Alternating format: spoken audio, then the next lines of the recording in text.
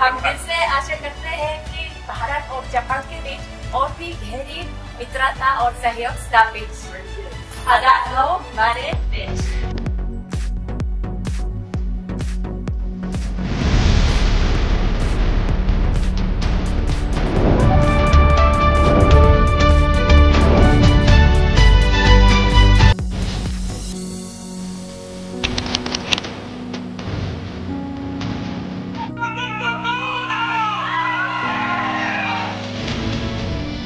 Guys, जैसा कि आप सभी जानते हैं, प्राइम मिनिस्टर मोदी जापान पहुंचे हैं। जापान के बाद वो चाइना भी जाएंगे। चाइना में वो एससीओ समिट में भाग लेंगे। जापान गए अभी। जापान में बुलेट ट्रेन को लेकर के बातचीत हुई है। प्राइम मिनिस्टर मोदी जापान में बुलेट ट्रेन पर सफर भी किए। जापान और भारत दोनों मिलकर के इंडिया जापान 15 समिट को पूरा कर रहे हैं और 15वें भारत जापान वार्षिक शिखर सम्मेलन के दौरान कई सारी चीजों पर बातचीत आगे बढ़ी है। इसमें से सबसे इंपॉर्टेंट चीज है भारत के लिए, स्पेशली भारत की जनता के लिए, वो है बुलेट ट्रेन। और बुलेट ट्रेन पर क्या बातचीत हुई है उसके बारे में हम लोग जानेंगे। इसके अलावा भी जानेंगे कि जापान और भारत के बीच में और क्या क्या डील हुआ है और इससे भारत को क्या फायदा होगा, दोनों देश की दोस्ती आगे कहां तक जाएगी। नमस्कार and welcome to new India project में हूं विकास। गाइस, फ्राइडे को प्राइम मिनिस्टर मोदी जापान पहुंचे। सैटरडे को उन्होंने अपनी जापान यात्रा के दूसरे दिन अपने जापानी समकक्ष शिगेरू इशिबा के साथ बुलेट ट्रेन की सवारी की और पूर्वी जापान रेलवे कंपनी में प्रशिक्षण ले रहे भारतीय ट्रेन चालकों से मुलाकात की।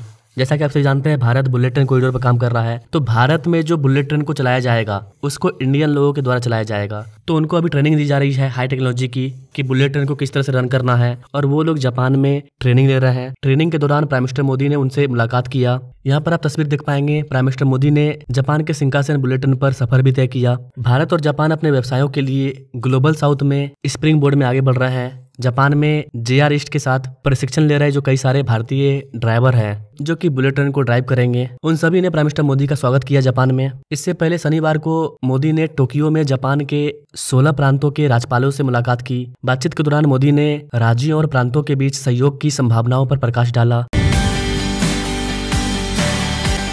Together we will shape Asian century for stability, growth and prosperity.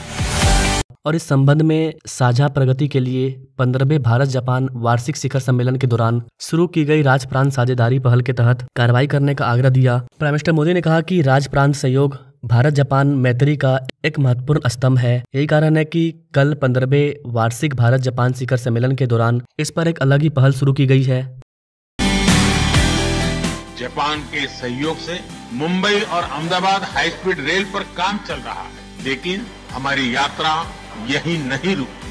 Japan's excellence and India scale can create a perfect partnership. उन्होंने कहा कि व्यापार, नवाचार, उद्यमिता और क्षेत्रों में सहयोग की अपार संभावनाएं हैं। स्टार्टअप, तकनीक और कृत्रिम बुद्धिमत्ता जैसे फ्यूचरिस्टिक क्षेत्रों में काफी ज्यादा फोकस किया जा रहा है जो कि दोनों देशों के लिए लाभकारी साबित होगा।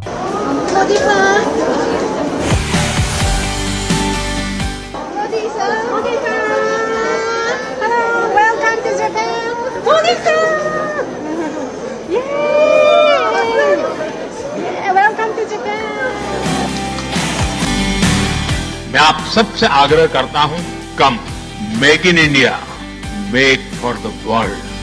यहाँ पर गाइस आपको बता दें कि प्राइम मिनिस्टर मोदी के जापान यात्रा से 3 प्रमुख चीज सामने आए हैं: परिवहन, अंतरिक्ष अन्वेषण और आर्थिक संबंध, जो कि नई दिल्ली और टोक्यो के बीच रणनीतिक साझेदारी को रेखांकित करता है। प्राइम मिनिस्टर मोदी ने एक्स पर पोस्ट में कहा कि जापान की यह यात्रा उन उपयोगी परिणामों के लिए याद रखी जाएगी जिनसे हमारे देश के लोगों को लाभ होगा। मैं जापान के प्रधानमंत्री इशिबा, जापानी जनता और सरकार को उनकी गर्मजोशी के लिए धन्यवाद देता हूं। प्राइम मिनिस्टर मोदी ने घोषणा की कि भारतीय अंतरिक्ष अनुसंधान अर्थात इसरो और Japan aerospace exploration agency JEXA, ये लोग आने वाला जो हमारा चंद्रयान 4 तो ऑलरेडी हम लोग तैयार कर रहे हैं, जो हमारा चंद्रयान 5 होगा उस पर जापान और भारत दोनों मिलकर के काम करेंगे। क्योंकि रियलिटी तो ये है कि जापान हमसे टेक्नोलॉजी के मामले में काफी आगे है और जापान का जब सहयोग मिलेगा तो चंद्रयान 5 और भी आगे जाएगा और इसमें जो होगा वो कमाल का होगा। यह पहल अंतरिक्ष प्रौद्योगिकी, चंद्र अन्वेषण और वैज्ञानिक अनुसंधान में सहयोग को मजबूत करेगा। इसके अलावा कैसे आपको बता दें कि शुक्रवार को प्राइम मिनिस्टर मोदी अपने समकक्ष इशिबा, जो कि जापान के अभी वर्तमान में प्रधानमंत्री हैं, उनके साथ सेंडाई में शिंकानसेन बुलेट ट्रेन में सवारी की। इस दौरान उन्होंने जापानी सहयोग से बनने वाली आगामी मुंबई अहमदाबाद बुलेट ट्रेन के लिए जापान में प्रशिक्षण ले रहे भारतीय ट्रेन ड्राइवरों से बातचीत की। यहाँ पर गाइस आपको बताते हैं कि जापान और भारत के बीच में जो मुख्य रिजल्ट निकल कर सामने आया है जो आपके लिए जानने लायक है वो ये है कि टोक्यो ने अगले दशक में अर्थात 10 साल में भारत में 10 ट्रिलियन येन अर्थात 68 अरब डॉलर इन्वेस्ट करने का वादा किया है कि जापान भारत में 68 बिलियन डॉलर निवेश करेगा अर्थात भारत को 10 साल में 68 बिलियन डॉलर मिलने वाले हैं। मोदी और इशिबा के बीच द्विपक्षीय शिखर सम्मेलन के बाद जारी एक संयुक्त बयान के अकॉर्डिंग ये निवेश सेमीकंडक्टर, रेयर अर्थ से लेकर के डिजिटल तकनीक और स्वच्छ ऊर्जा तक के क्षेत्र में फैले हुए हैं। प्राइम मिनिस्टर मोदी की जापान यात्रा भारत जापान दोनों के संबंध को 3 महत्वपूर्ण मोर्चे पर मजबूत करेगा। तेज गति परिवहन अर्थात बुलेट ट्रेन, मेट्रो, इसके बाद अंतरिक्ष अन्वेषण और आर्थिक विकास। इन तीनों क्षेत्र में हमारी जो दोस्ती है वो काफी आगे जाने वाली है। उनके अकॉर्डिंग यह साझेदारी वैश्विक शांति और स्थिरता के लिए महत्वपूर्ण है और दोनों पक्षों ने संबंधों में एक नए और सुनहरे अध्याय की मजबूत नींव रखी है। गाइस जापान हमारे लिए काफी इंपॉर्टेंट कंट्री है टेक्नोलॉजी को लेकर के और इन्वेस्टमेंट करने के मामले में भी।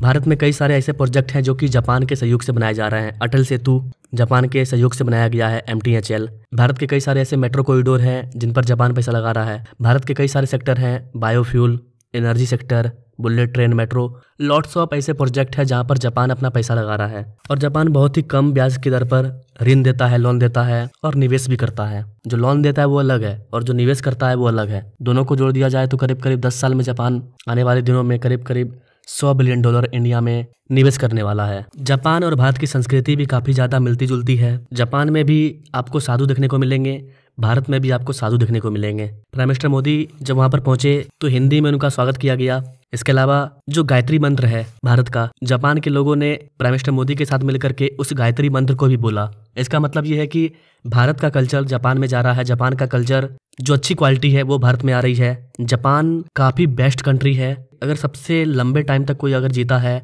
तो वो होते हैं जापानी लोग। जापान अपने आप में एक अलग कंट्री है, वहाँ की रूल रेगुलेशन काफी ज्यादा खास है। तो जापान और भारत का रिलेशनशिप बेटर होना ये हमारे लिए काफी ज्यादा अच्छी बात है। नाउ आज शाम में जब मैं इस वीडियो को रिकॉर्ड कर रहा हूँ प्राइम मिनिस्टर मोदी अब चाइना पहुंच चुके हैं। चाइना में शिखर सम्मेलन होगा। चाइना और भारत के बीच में क्या डील होगी उस पर मैं अलग वीडियो लाऊंगा। बाकी जापान और भारत के इस मीटिंग के बारे में आप क्या कहना चाहेंगे, आप अपने राय कमेंट बॉक्स में जो दीजिए। Now thanks for watching. मिलते हैं अपने लोग अगले वीडियो में, तब तक के लिए जय हिंद।